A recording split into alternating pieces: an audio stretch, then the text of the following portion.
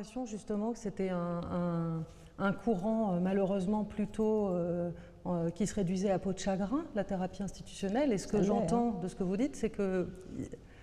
c'est les deux, mon capitaine. C'est-à-dire, vous avez raison de dire la vérité, je dirais, quantitative.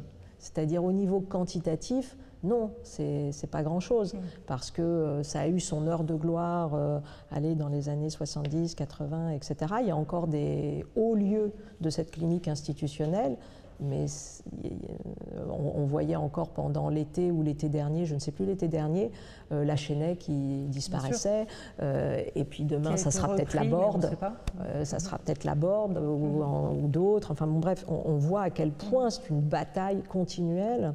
Et encore une fois, je le dis sans, je ne veux pas non plus, si vous voulez, magnifier la clinique, la thérapie institutionnelle. Je sais aussi tout à fait faire le travail critique par rapport à ça. Mais il n'empêche que ça reste une des manières de penser autrement l'organisation, de travailler sur une éthique organisationnelle quand même importante. Et oui, je pense qu'on a tout à gagner de la restaurer. Et chez les jeunes gens et les jeunes médecins, etc., il y a une appétence. Ah, très bien. C'est encourageant.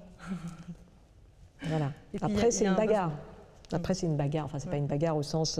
mais bien évidemment que le monde que nous connaissons est un monde qui, par ailleurs, est un monde d'hyper-rationalisation. Voilà.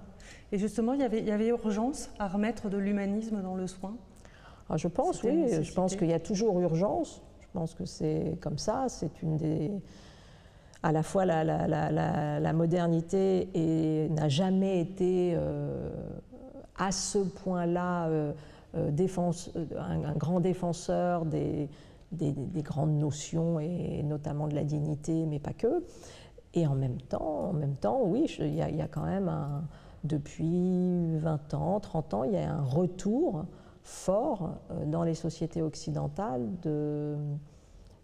comment dire, d'une forme à la fois de déclassement, encore une fois, de normalisation de situations qui s'ajustent toujours et toujours sur l'homme, sur les hommes, sur les normes sociales, sur les normes environnementales, et en même temps qui conjointement valorisent un discours de RSE, parce que c'est aussi vrai. Il y a les deux. Il y a les deux, mais dans les faits, quand vous écoutez encore une fois ceux qui pratiquent, ce qu'ils vous racontent, c'est un univers d'ultra-compétitivité qui est assez antinomique avec l'humanisation des soins qui demandent du temps, de la prise en considération de la singularité et de la vulnérabilité, et ça, c'est pas toujours le cas.